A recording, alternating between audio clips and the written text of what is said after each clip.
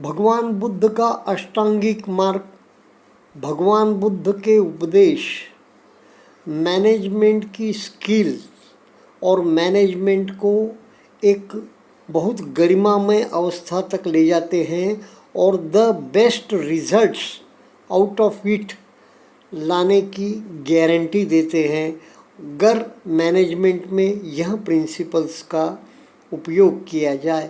Management के principles में भगवान बुद्ध के अष्टांगिक मार्ग का उपयोग किया जाए। मेरे पास एक शोध प्रबंध की कॉपी है जो जयंतीलाल शाह एवं भद्रेश पटेल ने दी है, विपश्यना द्वारा औद्योगिक उत्पादकता एवं सामंजस्य। यह दोनों जो व्यक्ति हैं वह मेरे ख्याल से हमारे विपश्यना के टीचर भी होंगे और उन्होंने यह पेपर पेश किया है, वह पढ़िए आप। यह पेपर श्री श्रीनिवास गुप्ता जो एयर इंडिया के इंजीनियरिंग विभाग में उपनिदेशक जॉइंट डायरेक्टर या डिप्टी डायरेक्टर के पद पर नियुक्त थे, ने इंदिरा गांधी राष्ट्रीय मुक्त विश्वविद्यालय में एक शोध पत्र प्रस्तुत किया। यह शोध कार्य उनकी MBA master of business administration degree की पढ़ाई का एक भाग था। इस शोध कार्य के लिए एक लघु उद्योग कंपनी आनंद इंजीनियर्स प्राइवेट लिमिटेड जो कि अंधेरी मुंबई में स्थित है को विषय के रूप में चुना गया था। आनंद इंजीनियर्स का वार्षिक टर्नओवर लगभग 10 करोड़ था, 1995 की बात है,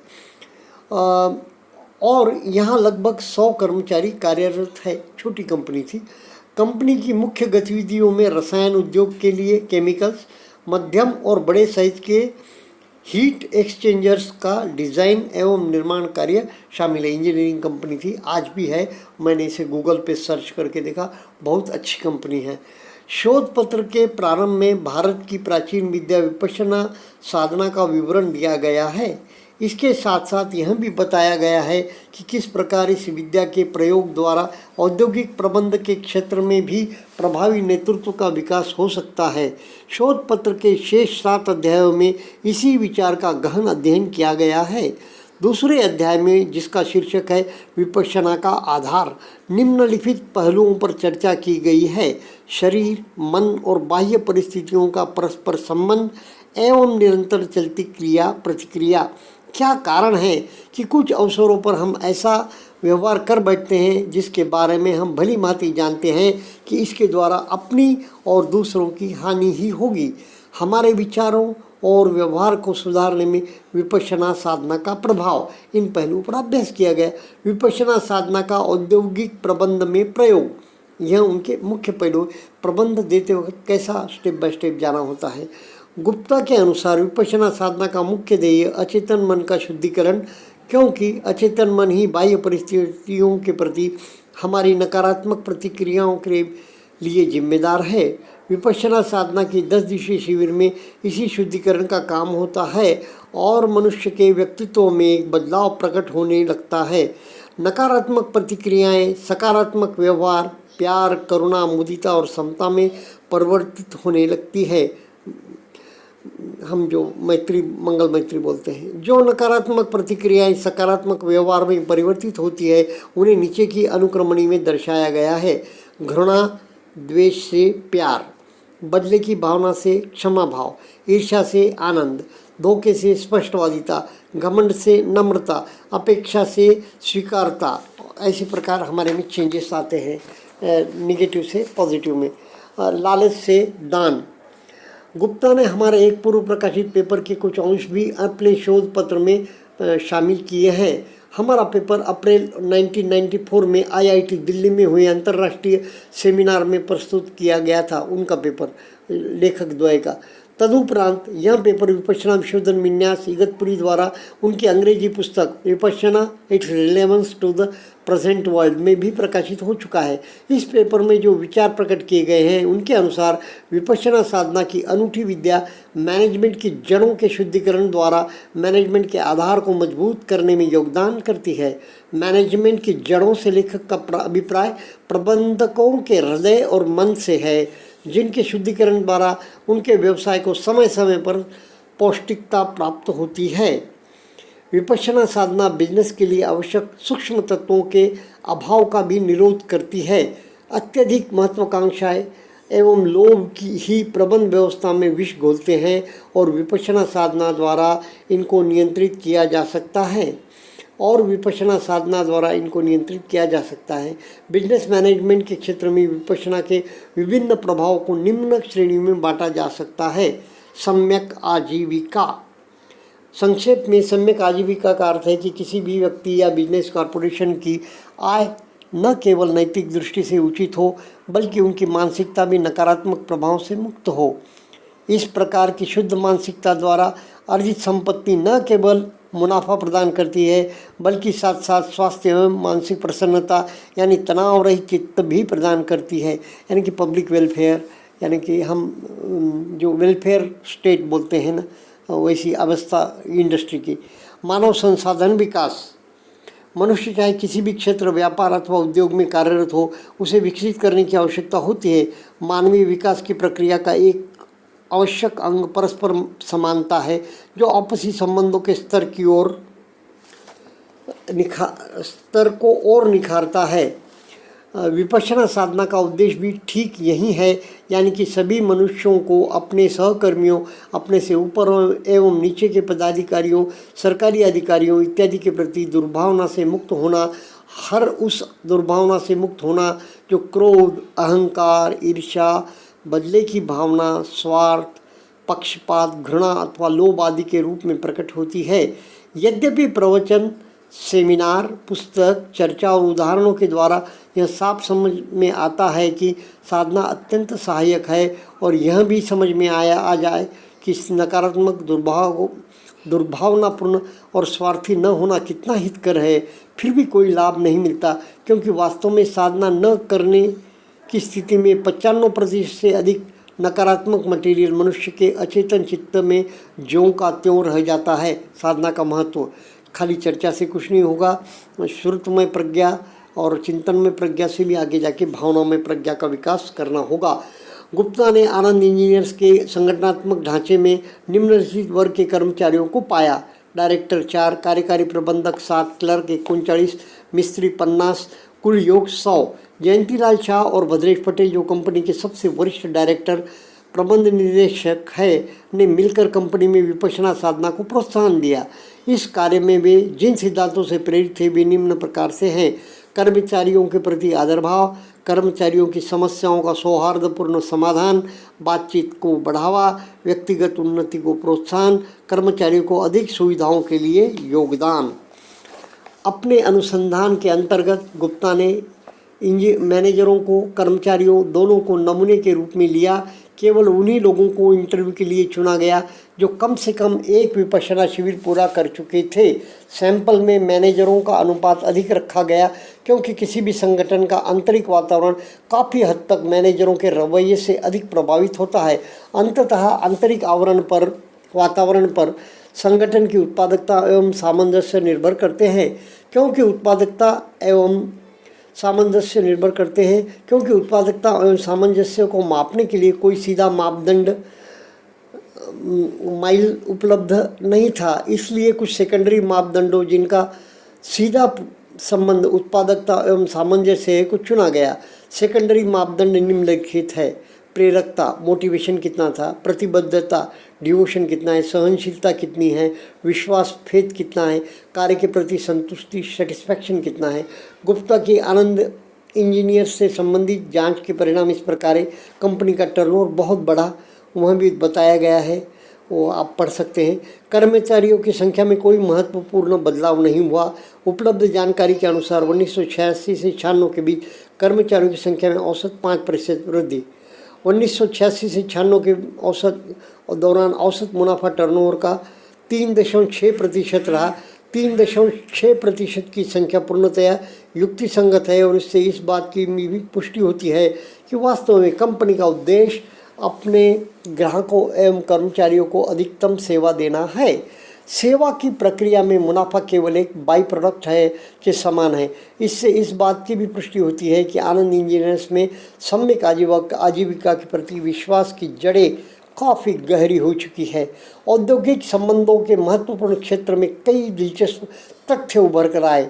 86 से 96 के दशक में कर्मचारियों की औद्योगिक असंतोष संबंधी कोई भी घटना नहीं घटी। इस अवधि के दौरान किसी भी कर्मचारी के विरुद्ध मैनेजर द्वारा कोई भी अनुशासनिक कार्रवाई नहीं की गई। अनुशासनहीनता के सभी केस एक सुपरवाइजरों और कर्मचारियों की सहमति द्वारा सुलझाए गए। वेतन इत्यादि के बारे में मैनेजमेंट और कर्मचारियों के बीच किसी प्रकार के समझौते नहीं हुए। अध्यक्ष एवं प्रबंध निदेशक के निर्णयों को सभी कर्मचारियों ने खुशी खुशी अंगीकार किया। ऊपर दिए गए तथ्यों से प्रमाणित होता है कि मैनेजमेंट और कर्मचारियों के बीच संबंध सामंजस्यपूर्ण थे। विश्वास, समझ और सहयोग द्वारा दोनों स्तरों पर विद्यमान था। नमूने के लिए चुने गए हुए कर्मचारियों का व्यक्तिगत इंटरव्यू लिया गया। उपर्युक्त प्रश्नों द्वारा विपश्यना और आनंद इंजीनियर्स में प्रेरकता, प्रतिबद्धता, सहनशीलता, विश्वास एवं कार्य के प्रति संतुष्टि पर विपश्यना के प्रभाव के बारे में उनके विचारों का जायजा लिया गया।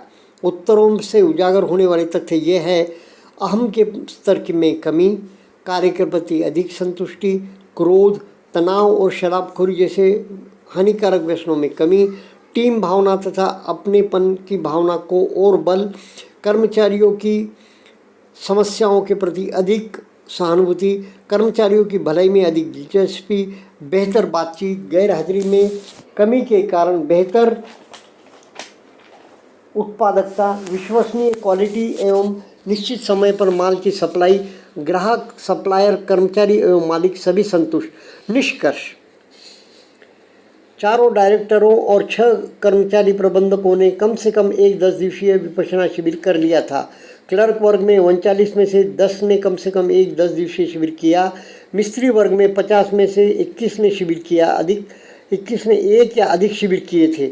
औसतन वार्षिक उत्पादकता वृद्धि 21% प्रति कर्मचारी। कंपनी में किसी प्रकार की हड़ताल या अनुशासनहीनता का कोई प्रसंग नहीं। व्यक्तिगत तौर पर प्रत्येक कर्मचारी ने विपश्यना साधना के फलस्वरूप अपने क्रोध में कमी, सहनशीलता एवं चित्त की शांति में वृद्धि होना बतलाया। इन सभी कारणों से कंपनी में उत्पादकता एवं सामंजस्य में वृद्धि हुई। इस लेख के लेखन के समय अक्टूबर 1997 आनंद इंजीनियर्स में कम से कम एक विपश्यना शिविर करने वालों का अनुपात 80% तक पहुंच गया था। मूल पत्र ओरिजिनल पेपर की सीमित कॉपियां आनंद इंजीनियर्स में उपलब्ध है। इस विषय में और अधिक अध्ययन करने के इच्छुक पाठक इन्हें वहां से ले सकते हैं। तो अनेक शोध प्रबंध मैनेजमेंट में आज में भी विपश्यना को आप देख सकते हैं। और आप जो सक्सेसफुल कंपनियां या उनके सीईओ देखते हैं, जैसे कि हमारे सुभाष चंद्र जी गोयल, झी टेलीफिल्म के सर्वे सर्वा विपश्यना के बहुत बड़े योगी हैं और सांसद भी हैं। तो उनका जीवन भी आप देख सकते हैं, उनकी कंपनी का काम भी आप देख सकते हैं। वैसे ही कुछ बड़े इंडस्ट्रियलिस्ट, भारत के नामी इंडस्ट्रियलिस्ट, अगर विपश्यना नहीं भी किया है उन्होंने, फिर भी उनके जीवन में आप पारमिताएँ, शील, सदाचार को देखते हैं। जो विपश्यना के साधक भी देख सकते हैं कि हमारे शील सदाचार उनके जीवन में दिखते हैं। जैसे श्रीमान रतन टाटा जी है, टाटा ग्रुप्स के, बिरला जी हो, बजाज हो, इस प्रकार के जो वादातीत इंडस्ट्रीज़ है और जिन्होंने बिल्कुल कोई उनको मार्केट का झोंका, यानी कि किसी भी प्रकार से वहाँ शेक नहीं होते इंडस्ट्रीज़, चाहे मार्केट गिरो, चाहे मार्केट ऊपर जाओ, चाहे मार्केट नीचे हो, यह स्थिर रहते हैं, ऐसी इंडस्ट्रीज़ है। और इस बारे में आपको तो मैं और भी मैनेजमेंट की जो प्रिंसिपल्स है और विपश्यना की साधना पद्धति है, इससे मैनेजमेंट स्किल्स में कैसे निखार आता है वह भी बताऊंगा। और देखिए ना, जीवन के हर क्षेत्र में प्रबंधन छाया है, मैनेजमेंट छाई है। Life management, time management, event management, क्या क्या नहीं, hospitality management, tours and travels management, हर और मैनेजमेंट छाया है। तो विपश्यना द्वारा यह मैनेजमेंट बहुत ही अच्छे स्तर पर ले जाकर, क्वालिटी, गुणवत्ता के स्तर पर ले जाकर किया जा सकता है अगर वे विपश्यना का शिविर कर ले। वैसे भी गवर्नमेंट भी, हमारी गवर्नमेंट भी, इजराइल की भी, ईरान की भी, ऐसे अनेक देशों की गवर्नमेंट चाहती है कि उनका जो अधिकारीगण हैं, जिनका स्टाफ है, वे विपश्यना साधना करें। वैसे ही मैं गोविंद डेयरी का उदाहरण दूंगा। फलटन की डेयरी है, तो उसका भी मुझे ज्ञात हुआ है कि उन्होंने किसानों को जो उनके मेंबर किसान थे, जिनकी दुधारू पशु थे, तो उनको विपश्यना किया, तो उनकी क्वालिटी में, उनके बिहेवियर में और उनके व्यक्तिगत जीवन में भी बहुत अच्छा निखार आया। उन्होंने सारे कर्मचारियों को भी विपश्यना के शिविर कराए, तो वो डेयरी का काम भी कहते हैं कि बहुत इम्प्रूव हो गया, बहुत अच्छा हो गया। ऐसा मैंने हमारे आचार्य जो धुमाड़ जी है, वो डेयरी पर भी, उनके भी गोविंद डेयरी में है, तो उन्होंने भी बताया। तो इस प्रकार जहाँ भी विपश्यना जाएगी ना, शील, सदाचार, पारमिताएँ और साधना से अमूल चूल परिवर्तन आते हैं। तो और मैं जो कह रहा था ना कि आवाज़ के बारे में कह रहा था मैं कि कान पर आवाज़ आती है, तो हम घर में ध्यान करते हैं, शिविरों में नहीं, शिविरों में भी ध्यान करते हैं। तो हम क्या आवाज़ों को कभी कभी जब लोकेलिटी में शिविर लगते हैं, तो 1 डे है, 3 डेज है, या कोई सेंटर गांव में आ गए, अब भले ही गांव से दूर बनाए थे लेकिन वो अब गांव के बीच में आ गए हैं, तो तब क्या होता, हम आवाज़ों को इग्नोर करना भी आना चाहिए। हमारी अतीन्द्रिय शक्ति विपश्यना साधना द्वारा इतनी विकसित होना चाहिए कि हमने कुछ आवाज़ें जो है सो हमने बिल्कुल इग्नोर कर सकना। और अगर हम घर में बैठे हैं तो हम मैं तो कपास डालकर बैठता हूँ। वैसे नहीं कि घर में आवाज़ें होती है, ऐसा नहीं है, लेकिन कपास लगाकर बैठता हूँ ताकि कम से कम आवाज़ें आए। और कपास है तो अनुभूति होती रहती है कि मुझे दूसरा कुछ सुनना नहीं है, अंदर की आवाज़ सुनना है और भीतर जाना है, तो यह वह बात मन पर छाई रहती है। इसलिए मैं कपास लगाता हूँ। आपको वह मैं कहना चाह रहा था कि कपास लगाना है। वैसे ही देखिए ना कि क्या हो जाता है जब, समझो दादा गुरु ने कितना ज़बरदस्त उदाहरण दिया कि जब हम पानी देखते हैं, गंदा पानी देखते हैं तो वैसे ही पीने का मन नहीं करेगा, लेकिन जब हम माइक्रोस्कोप में पानी का ग्लास देखते हैं तो उसमें कितने कीटाणु, जीवाणु फैले हुए दिखते हैं, तो वो पानी हम नहीं पी सकेंगे। उसी प्रकार जब हम हमारे शरीर की स्कैनिंग करते हैं, तब उसमें जब बुदबुदे, जब हलन चलन हर जगह जो है सो बिल्कुल परमाणु कलाप ही कलाप, अष्टकलाप दिखते हैं, तब हमारी इसके प्रति जो है ना दुख बोध, अनात्म बोध, अनित्य बोध सभी जागृत होते हैं। यानी कि पहले बोलना अनित्य बोध, फिर बोलना दुख बोध, फिर बोलना अनात्म बोध, जागते हैं। और फिर सही अर्थ में हम दृष्टा भाव से जीने लगते हैं, सही अर्थ में हम तटस्थ हो जाते हैं, सही अर्थ में हम स्थितप्रज्ञ हो जाते हैं, वीतराग हो जाते हैं, वीत द्वेष हो जाते हैं, कुटस्थ हो जाते हैं। इस प्रकार वो देखते हैं जब। उसी प्रकार मेरे को क्या लगता है, जब हम ऐसा हम पीछे की बातें याद आते जब हमें कभी बर्थ याद आने लग जाएगा, जब हमें हमारी गर्भावस्था में हमारी की स्थिति ये दिख जाएगी, तब मैं कहता हूँ हम निर्वाण में डुबकी लग जाएगी। ऐसा मेरा व्यक्तिगत ख्याल है, आप माने न माने उसमें कोई बात नहीं। कुछ बातें ना हमने, देखो गुरुदेव बहुत हाई लेवल की पारमिता वाले थे, हम सब तो वह नहीं है, हमारे में वह अवस्थाएं नहीं है। तो हम आपस में जिस अवस्था में है उसकी चर्चा करें और उस अवस्था का लक्ष्य पकड़े कि हमें उस अवस्था तक पहुंचना है। इस प्रकार हमें विपश्यना साधना में प्रगति होगी। नहीं तो कुछ साधक फिर क्या मायूस हो जाते हैं, अरे भाई हमारी पारमी वहाँ उतनी कहाँ, हम उतना कहाँ कर सकते हैं, तो फिर वो निराश हो जाएंगे, तो फिर वो साधना छोड़ देंगे। वैसा नहीं, साधना के मार्ग पर है, हमें चलते ही जाना है, राही चलते ही जाना है तुझे मार्ग पर। बिल्कुल यह मार्ग बहुत लंबा है, लेकिन हमें बिल्कुल इस मार्ग पर दृढ़ता से और कटिबद्ध होकर चलते जाना है। और continuity of practice is the secret of success कहते हैं ना गुरुदेव। तो फिर इसलिए हमें उस प्रकार चलना है। दूसरी बात, गुरुदेव के जीवन चरित्र पढ़ते वक्त हमारे क्या ध्यान में आई कि उनको जब सारे अंग में संवेदनाएं महसूस होने लगती हैं ना, तो दूसरे इंद्रियों से वहाँ कहीं बाहर न चले जाए, इसलिए उन्हें कंबल ओढ़ाकर रूम में बंद कर देते हैं, है ना। तो हम भी ध्यान रखना चाहिए, जब हमें संवेदनाएं मिलने लग जाए तब हम तटस्थ हो जाए, हम बिल्कुल दृष्टा भाव से देखें, स्थितप्रज्ञ होकर उसे जाने। लेकिन उसका लाभ ये लेना चाहिए कि हमने फिर साधना में रत रहना चाहिए, साधना से उठना नहीं चाहिए, या फिर एकांत में बैठकर साधना ही कंटिन्यू करनी चाहिए। बस वो नीची नज़र है, क्योंकि नज़रों से देखें कि फिर हमारी साधना, हमारा मन भटक जाएगा, कानों से कुछ सुनने लगे फिर मन भटक जाएगा। जब जब ऐसी अवस्था आए ना कि भाई मन टिक रहा है, सांसों पर टिक रहा है, बैठे साधना कंटिन्यू करो, बढ़ाओ बढ़ाओ बढ़ाओ। जब समझो छुट्टी का दिन है या कोई काम नहीं है तब, हाँ, बाकी काम है तो फिर नहीं करना, बाकी छुट्टी का दिन है कोई काम, और कभी साधना जाग जाए, सांस भी देखने लग रही, बिल्कुल सांस बहुत अच्छी तरह से मालूम हो रही है, अच्छी तरह से मालूम हो रही है, कुंभक लग रहा है, केवल कुंभक, तो फिर बिल्कुल कंटिन्यू करो। और वैसे ही कभी इच्छा हो खूब पढ़े साधना के बारे में, विपश्यना के, तो बिल्कुल पढ़ने लग जाओ, क्योंकि फिर यहाँ ऐसा मौका नहीं आएगा। पढ़ो बिल्कुल, उस दिन जल्दी जल्दी पढ़ने की कोशिश करो। देखो भाव टिकते नहीं हैं, मन अस्थिर है, चंचल है, बदलता है, यह भी आपको पता लगेगा। कभी मन होता है खूब साधना करूँ, कभी बिल्कुल बेचैनी, नहीं करूँ, फिर भी करना है साधना तो। पर जब जब मन में आए, मैं विपश्यना के विषय में लिखूँ, खूब लिखिए। जब जब मुझे मन आता है कि अरे यह छूट जाएगा, वीडियो करूँ, तब मैं वीडियो बना लेता हूँ। जब जब मेरा मन आता है विपश्यना के और कुछ पढ़ूँ, और कुछ साहित्य पढ़ूँ, तब मैं पढ़ने लग जाता हूँ। अरे भाव जागा, कल साधना करनी है, शिविर जाना है, कल जाऊंगा। और अब जाना है तो 11 दिन का लिए धम्म तपोवन 2 में मैं जा रहा हूँ, 10 जून से 21 जून तक सेवा के लिए।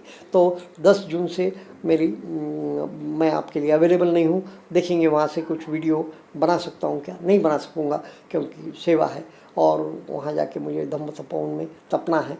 तो मैं 10 जून से चले जाऊँगा। और तो आपको यही बता रहा था कि मैं किस प्रकार हमने साधना में प्रगति करना है। आप सबका बहुत बहुत धन्यवाद।